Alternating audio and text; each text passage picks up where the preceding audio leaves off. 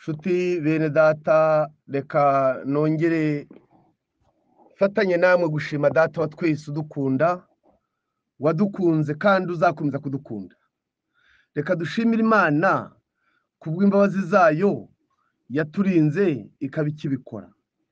Reka tuyisabe ngo uburinzi bwayo bwo kugarukira ku mubiri gusa, ngo twishimire kuramuka no kwirirwa gukora ingendo tugaruka amahoro tushima Imana, ngo twirengagiza kwishimira uburinzi bwayo bw'umutima, kuko umutima utarinzwe ariyo mpamvu ari ingabo idukingira, harimo no kuturinda no kutubera ingabo idukingira gukora icyaha. Mbese aho naho Imana igiye gutambutsa mu bibi wagomba gukoreramo ibyaha, maze ukagera hirya ukavuga uti Imana ndagushimye kuko niwo wampaye gutsinda. Uyu mwanya tugiye kongera dukomeze bya byigisho twatangiye kandi tuzakomeza ijuru rikabana natwe. Turimo twiga inzandiko, zimwe mu nzandiko Pawulo yanditse, urwandiko rw'Abaroma n'Abagalatiya, kandi Imana yayoboye uwazanditse zigafasha abantu mu bihe bitandukanye. Uyu mwanya akemera ko zongera kugaruka mu byigisho. Reka tuyisabe ngo idufungurire intekerezo kwakira ijambo ry'Imana, kandi uyu mwanya njye nawe tuwufate nk'uw'agaciro, kuko Imana iba yongeye kutuganiriza binyuze mu butumwa bwiza. Reka dushime Imana. Urakoze Mana yacu, watubereye byose kandi utwigishe kukwiringira kurenza byose. Umwanya wacu tuwukwegurire, tuyoborwe n'ijuru. Muri uru rwandiko rw'Abaroma dukomeje kwiga, tuzanakomeza twegera n'urundi, tuzahagarikirwe nawe, ubuyobozi bw'Imana buziganze muri twe, mu izina rya Yesu, amena. Tugiye kwiga ikintu kivuga ngo icyaha cyo kwihangira gukiranuka. Icyaha cyo kwihangira gukiranuka. Twibukiranya yuko igihe twiga inzandiko za Pawulo, Petero we mu rwandiko rwa kabiri rwa Petero igice cya 3 uhere ku murongo wa 18 yaravuze ngo mumenye yuko kwihangana kw'Imana k'umwami wacu ari agakiza, nk'uko mwene data ukundwa Pawulo yabandikiye abwirijwe n'ubwenge yahawe.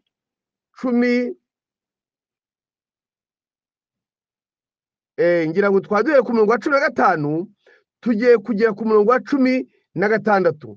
Ndetse no mu nzandiko ze zose yavuze ibyerekeye ibyo. Icyakora zirimo bimwe biruhije gusobanukirwa, iby'abaswa bahindagurika bagoreka, nk'uko bagira ibyanditswe bindi bakizanira kurimbuka. Petero arimo yandikira itorero, arimo yandikira abantu b'Imana, natwe yatugezeho, aratubwira ngo mu nzandiko za Pawulo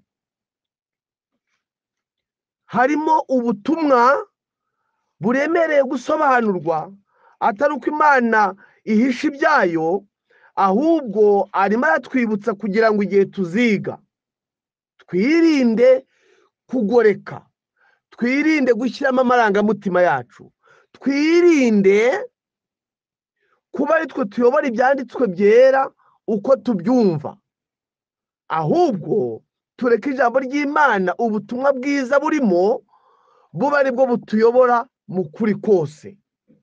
Ubwo rero ziruhije gusobanurwa. Reka nkubwire nshuti, kuki hajemo ijambo rivuga ngo ziruhije gusobanurwa? Buriya hari ibyigisho ushobora kwiga nk'abiga imibare, bishobora kutagira n'isano no guhinduka k'umutima wawe, ariko ubutumwa bwiza, ubutumwa bwiza bw'ubwami n'ubugingo muvandimwe, n'ubugingo.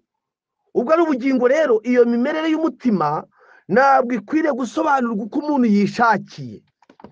Ubwo ari imimerere y'umutima, ukwiriye kubanza ukareba ngo mbese iyo mimerere y'umutima njye ubwanjye ni umutima wanjye wamaze kwakira ubwo buntu bw'Imana mu mutima.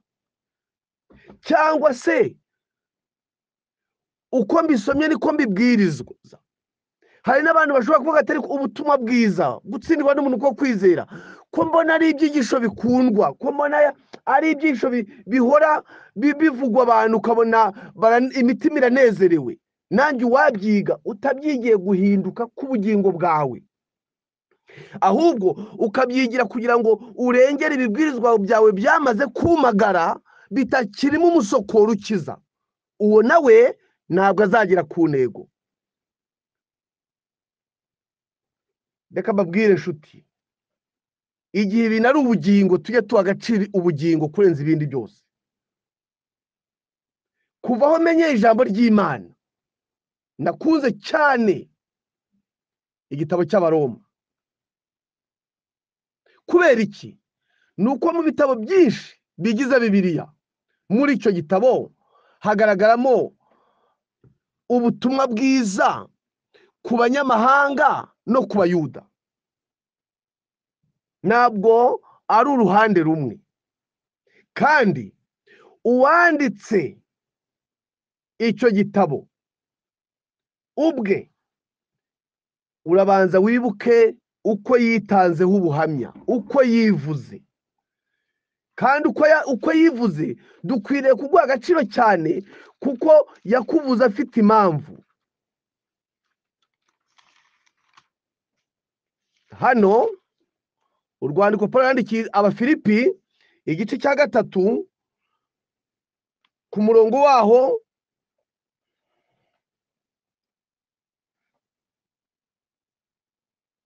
reka twumve neza icyo Pawulo yavuze atanga ubuhamya.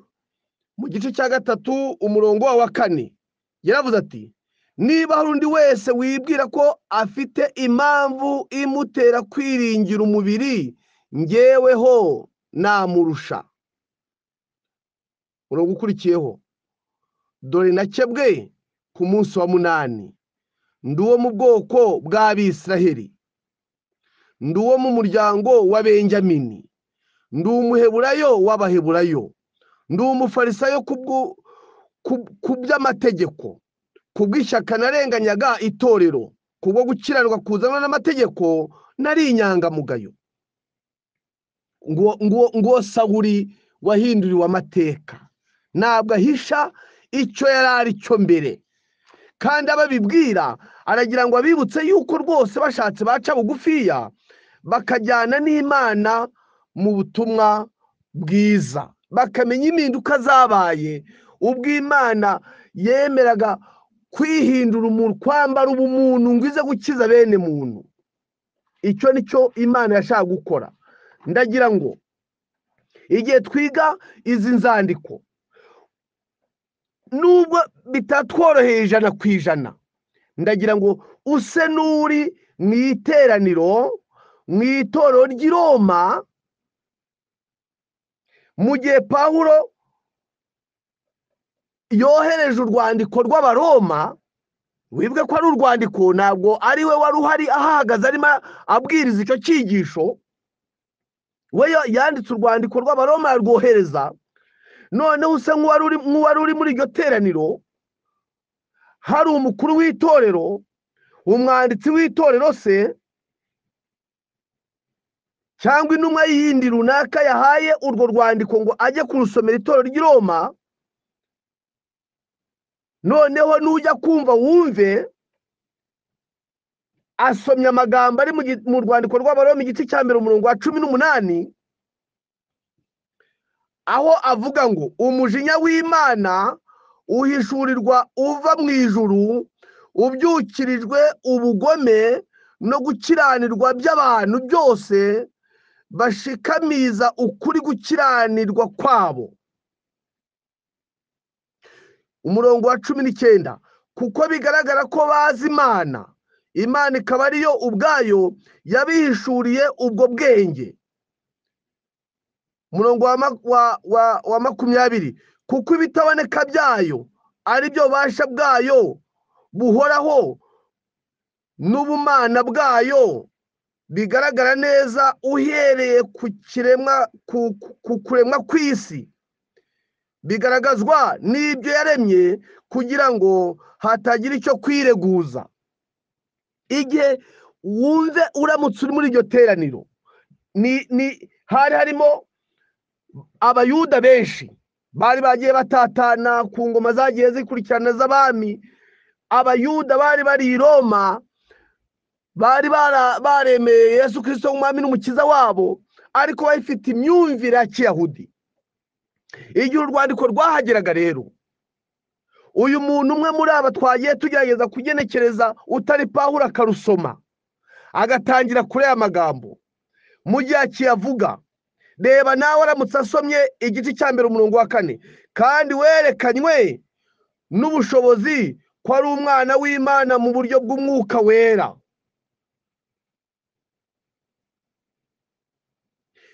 Abantu batangira kwibaza, uratekereza ko abayuda babaje ngo iki? Bavuze bati mu by'ukuri si twari kuvuga, twe turi abayuda, ni gute yatuvugaho ibintu bimeze nk'ibi?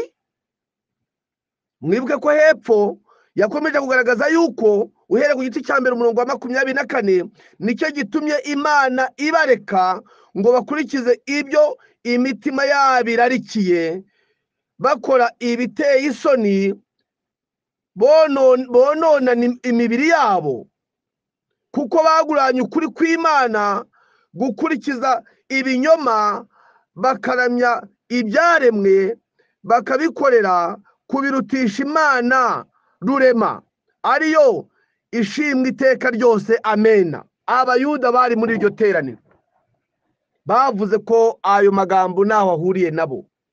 Cya mbere, baravugaga bati agomba kuba ari abandi banavuga, kandi ni aba Baroma, ni aba banyamahanga. Ndetse abanyamahanga nabo benze kwikeka gutyo. Ingaruka ya mbere rero igaragara ku cyaha cyo kwihangira gukiranuka, ni uko iby'agakiza ubyerekeza ku bandi. Nyamara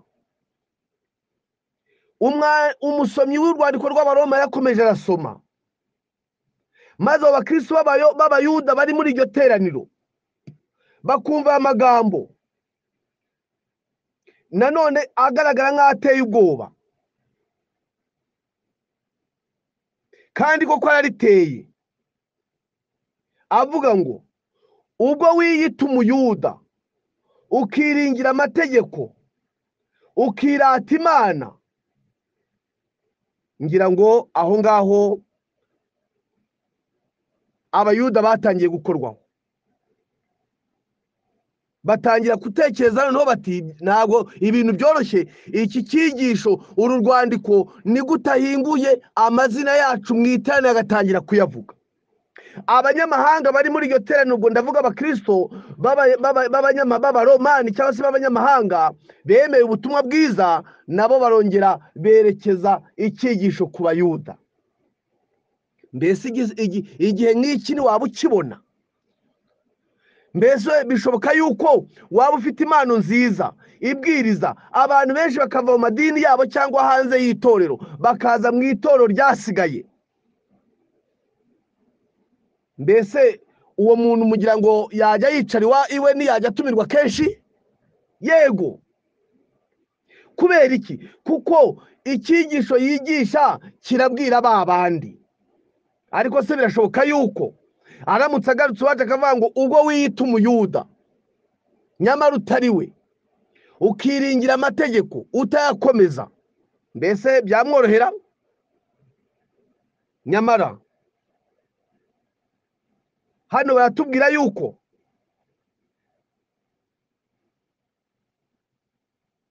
ku gice cya 2 umurongo wa 17 cy'urwandiko rw'Abaroma, ubwo witwa umuyuda ukiringira amategeko, ukirata Imana, ukamenya ibyo ishaka, ukarobanura iby'ingenzi kuko wigishijwe iby'amategeko, ukizigira yuko uri umurandasi w'impumyi n'umucyo w'abari mu mwijima, umubwiriza w'umunyabwenge buke n'umwigisha w'abana, kuko mu mategeko ufite icyitegererezo cy'ukuri n'ubwenge bukorerwa muri yo. Mbese wigisha abandi, ntiwiyigisha? Ngo ntugasambane, nawe ugasambana? Ko wanga ibishushanyo bisengwa, nawe ukanduza urusengero? Ko wirata amategeko, nawe uyagayishisha Imana kuyacumura? Izina ry'Imana ritukwa mu bapagani ku bwanyu, nk'uko byanditswe. Mbese uratekereza ko abayuda batekereje gute urwandiko rw'Abaroma Pawulo yaboherereje? Ngiki kibazo.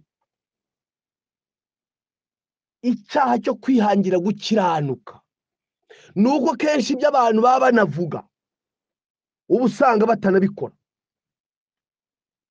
kandi muri uko kutabikora bigira ingaruka zikomeye ku bantu bari biteguye kwakira ubwo butumwa bwari burimo bubwirizwa. Isi guhanze amaso imanza amaso, muvandimwe. Iby'agakiza byamaze kunanira abantu, baravuga bati reka turebe bariya bantu bo baba bamaze guhebera urwaje, ntacyo baba bakiramira, baba baratsinzwe, baramanikiye amaboko imbere y'icyaha na Satani n'isi. Ahubwo ikibazo ni iki: bariya bo bihaye gusigara bavuga yuko bakomeza amategeko. Ese ubundi bo barayashobora? Niyo mpamvu usanga ubutumwa bwiza, aho kugaragaza imbaraga zabwo nk'uko icyiciro cy'ubushize cyabigaragaje, Uwiteka gukiranuka kwacu, usanga izina ry'Imana ritavugwa uko ryakavuzwe. Byavugwa rite igihe abahagaze mu ruhande rwo kuvuga ukuri kw'ijambo ry'Imana bo ubwabo baramaze kwisanga mu mworera wo gutsindwa nk'abandi bose? Icyo kibazo kibazeho. Urwandiko rwa kabiri rw'Abakorintho igice cya 3:6 haratubwira ngo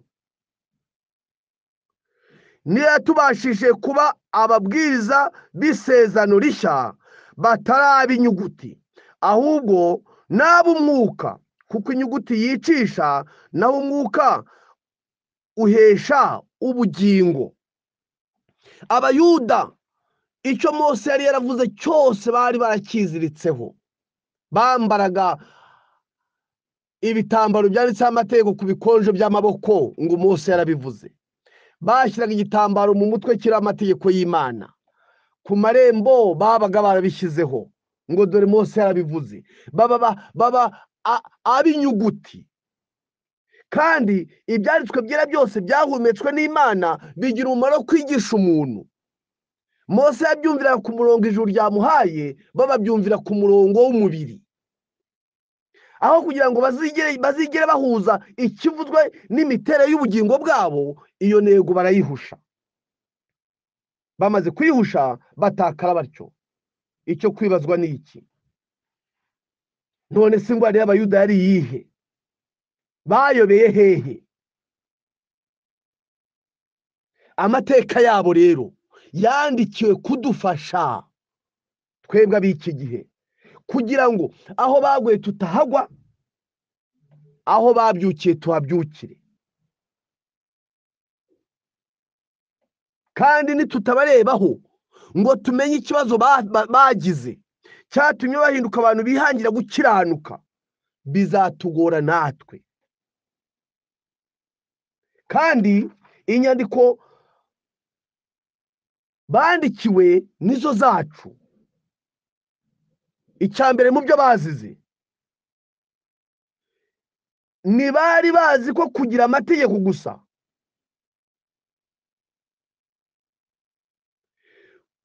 kumenya ubushake bw'Imana,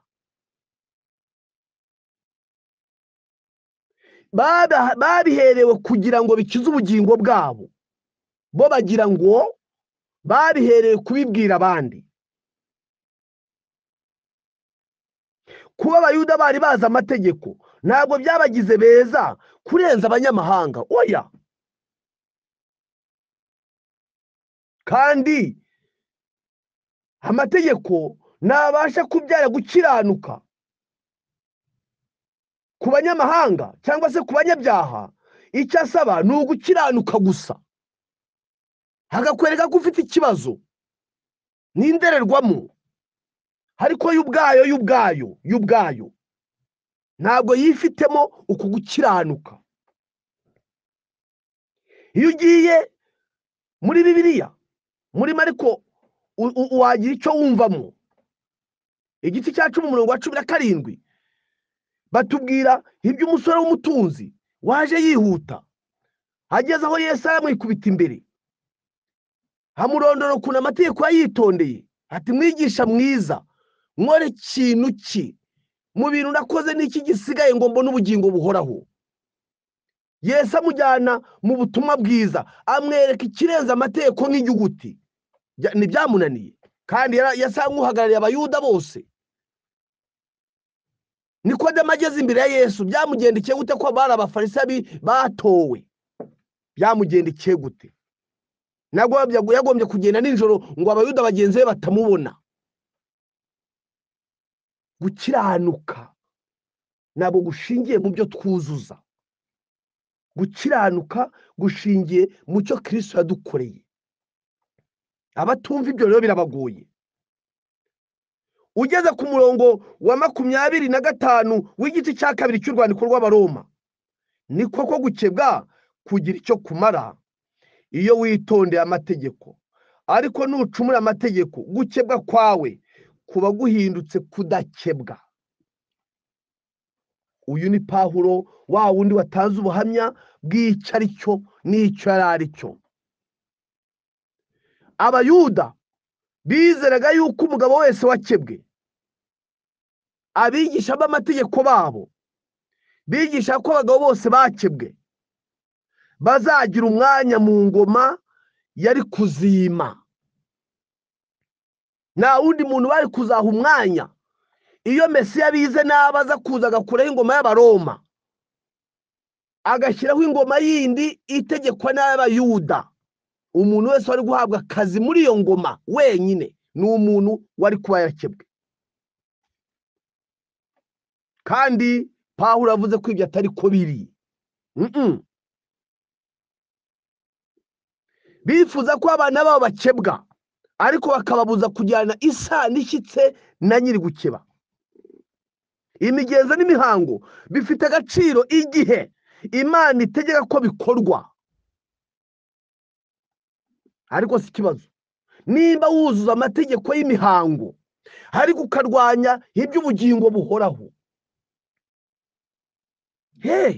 Na aho niho Abayuda bari kugeza aho babamba umukiza bakarimbura intumwa. Buri munsi mukuru wose wategetswe bawujyamo. Urumva ikibazo cyari gihari. Ubu turekera aho ngaho nidutekereze icyo Abayuda bazize. Icyaha cyo kwihangira gukiranuka Pawulo akivuga muri uru rwandiko rw'Abaroma, agaragaza yuko umuntu wa mbere ufite icyo cyaha cyo kwihangira gukiranuka arangwa no kuba umucamanza wa bagenzi be. Ibyo yakoze, ibyo yujuje, ahita areba ku bandi byananiye akabita bo kurimbuka,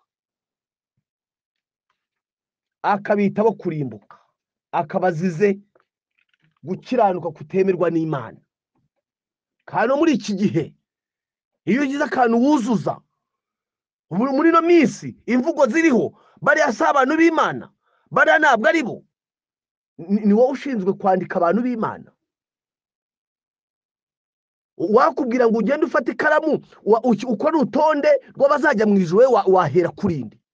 Wahera kuba mu bana, wahera ku bantu musengana, wahera kuba mu bana mu itsinda ririya ryo hirya, ntabwo waryemera kubera ko hari ibyawe ritemera, naho wahera. Ariko Imana yakubwira ngo urareba nk'abantu, urareba ibigaragara. Imana yakubwira ngo nge ndareba mu mutima. Abayuda bagize ikibazo muri urwandiko rw'Abaroma. Igihe rwasomwaga igice cya mbere cyose baratakaye bati aba banyamahanga nabatubwirire hataho. Abanyamahanga baraceceka kuko bashenge n'amategeko bari barigishwe kubigaragara. Imana yo kuzabacira urubanza ikoresheje umutimanama ariko ikibazo cyaje kuvuka ni igihe yari agarutse ku gice cya kabiri umurongo wa 17 kumanuka, agatangira kubabwira ngo gukebwa kwanyu ntacyo kumaze igihe utitondeye amategeko. Ku gice cya kabiri umurongo waho wa 26, mbese utakebwe niyitondere ibyategetswe n'amategeko, kudakebwa kwe ni kuzamuhanyirizwa no gukebwa. 27, kandi utakebwa umubiri niyitondere amategeko, nazagutsindisha wowe ucumura amategeko kandi warakebwe ku mubiri. Abayuda bari muri iryo teraniro bakundaga Imana, icyigisho kirabagora kucyumva, nk'uko hari abantu bagorwa n'icyigisho cyo gutsindishirizwa n'ubuntu kuba kwizera. Iyo gitangiye gutambuka, hari abantu bagorwa no kuvuga ngo buriya ntibazavanaho imirimo. Ariko nanjye wakubaza ikibazo, iyi myaka wigishije imirimo abantu babona barakiranutse, wowe se ubwawe warakiranutse? Reka ubutumwa bwiza buvugwe. Nimba hari ababubwirije nabi, ijuru riracyabategereje ngo bagaruke ku murongo w'icyo ubutumwa bwiza buvuga. Isano iri hagati y'imirimo no gukiranuka irahari, ariko hari ikitabyara ikindi. Iyi mirimo ntabwo ibyara gukiranuka, nyamara gukiranuka ko kubyara imirimo. Ni ijambo ry'Imana ribivuga. Ikintu cyitwa guca imanza, kandi kibabaje, uwo nguwo uvuga ngo bazayobya abantu ntabwo yajya ku kibuga hariya ngo atambutse iby'ukuri, ararwanya gusa.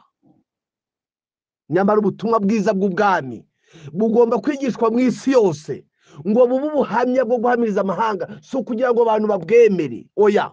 Kandi Pawulo avuze ngo nibunkoze isoni. Yari akomeye mu Baroma, yari akomeye mu Bayuda, arebye ubutumwa bwiza bumugezeho ati uko bazanekereza kose birabareba, ngiye kuvuga Yesu Kristo. Ba Bayuda bagize ikibazo, nibo bafashe icyemezo cyo gushaka uburyo batega imitego Yesu, kandi bumvaga bazabigeraho.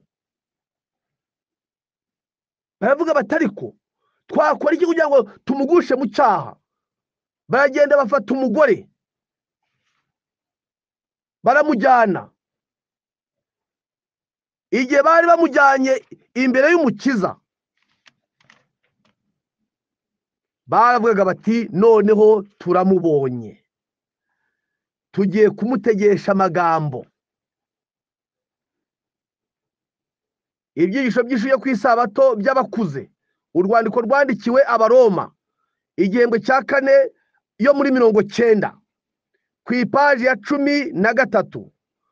Hari ingero nyinshi ziri muri Bibiliya zishobora gusobanura icyo Pawulo yari yerekejeho.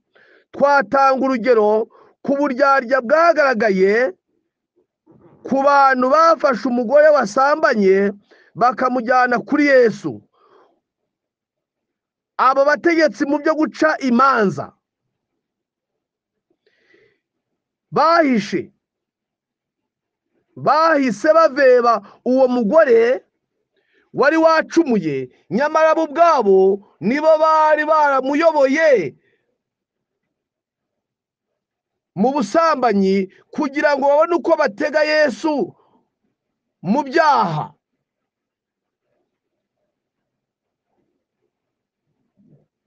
Ariko ikibazo, mbese amaze kwandika hasi ko baje bameze nk'abarengera amategeko y'Imana, byasoje gute?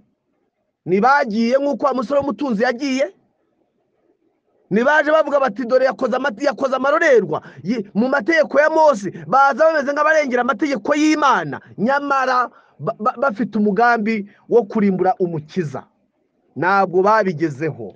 Yanditse ibyaha byabo, bagenda ubutagaruka.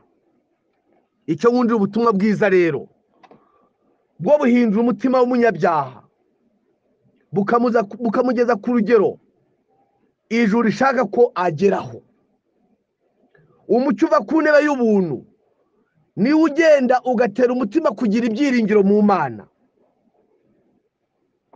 Reka twongere dusome mu rwandiko rw'Abaroma igice cya 2, tugere ku murongo wa 28.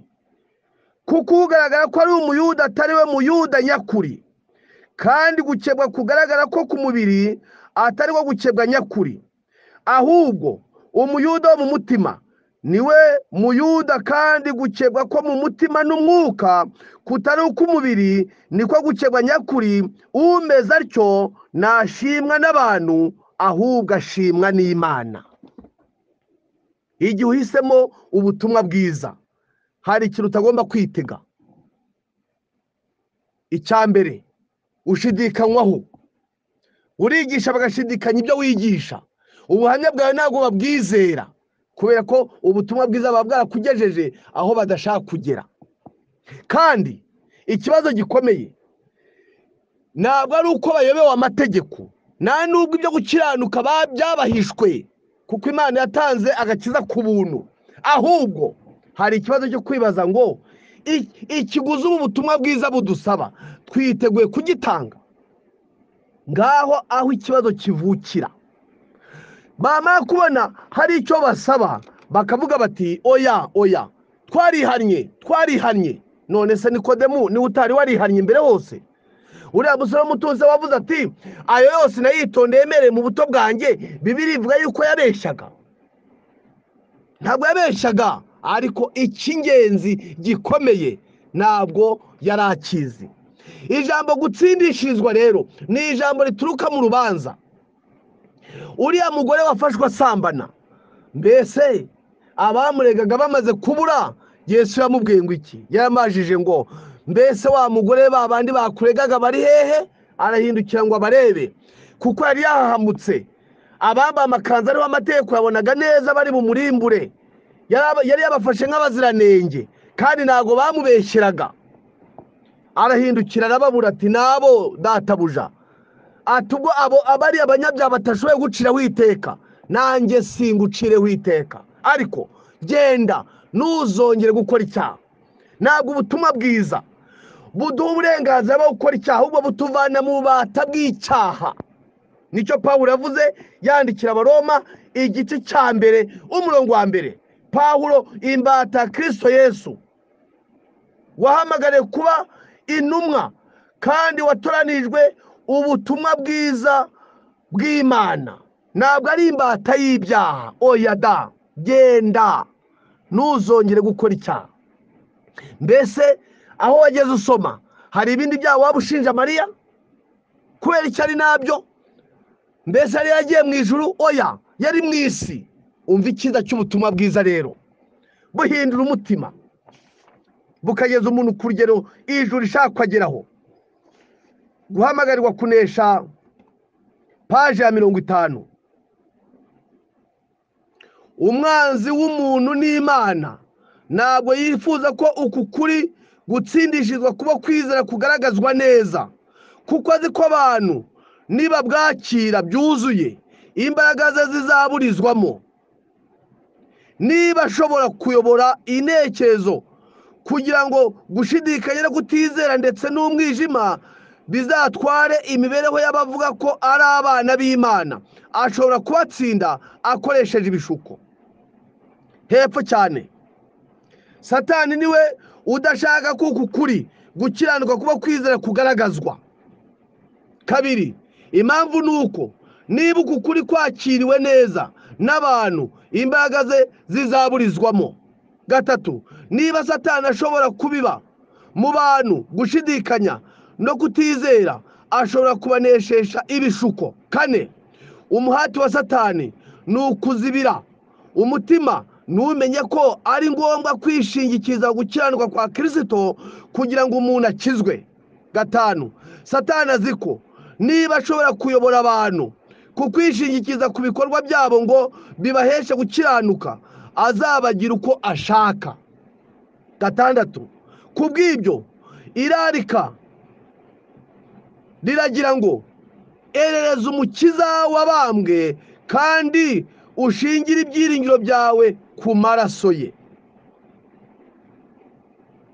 ndashima Imana ko irarika ry'Imana riduhamagarira kugirana umusabano, umushyikirano n'ijuru, kandi hahirwa abazemera ko uwo mushyikirano ugerwaho. Nshuti bavandimwe, abayuda n'abanyamahanga bose icyigisho cy'abaroma cyarabagoye, urwandiko rw'abaroma rwarabagoye. Bamwe bavuga bati abayuda nibavuze, noneho nabavuze mu mazina. Abayuda ati dore bariya nibo batazi Imana, nibo barema basenga ibyaremwe, ni n'abanyamahanga niyo yayo, bakaba bahushije intego. Ariko nidukomeza kwiga iki cyigisho, yego kugisobanura, Petero atubwiye ko harimo byinshi biruhije, ariko ku bwa Mwuka Wera dufite isezerano ko azenda kubye akabiduha. Wirinde icyaha cyo kwihangira gukiranuka. Imana igushoboze kwishingikiriza ku gukiranuka kwa Yesu gusa. Amaraso yameneye ku musaraba ni Imana y'agakiza kawe nanjye. Tuzakomeza ibi byigisho, ariko ubuntu bw'Umwami wacu n'imbabazi biva ku Mana bigwizwe mu mutima wawe, bikuvanemo kuba umucamanza w'abandi, bigutuzemo amahame y'ijuru, bikugira umwana w'Imana by'ukuri. Maze Imana Data wa twese yatangije umurimo inawukomereze muri wowe, iwugeze ku rugero Imana ishaka. Ineza y'Imana ibane nawe nanjye mu izina rya Yesu, amena. Reka dusenge. Data mwiza, uyu mwanya nongeye gushimira cyane ko ijambo ryawe wandikishije ari agakiza kacu. Reka rituyobore ku isoko y'ubugingo. Reka abana bawe bakomeza kuryiga barishimikiriye, ubajyane ubageze ku cyo umutima wabo wifuzaga. Rituvanemo amateka yo kwa Adamu wacumuye, ritwubakemo amateka mashya yo muri Yesu Kristo, mu izina rya Yesu, amena.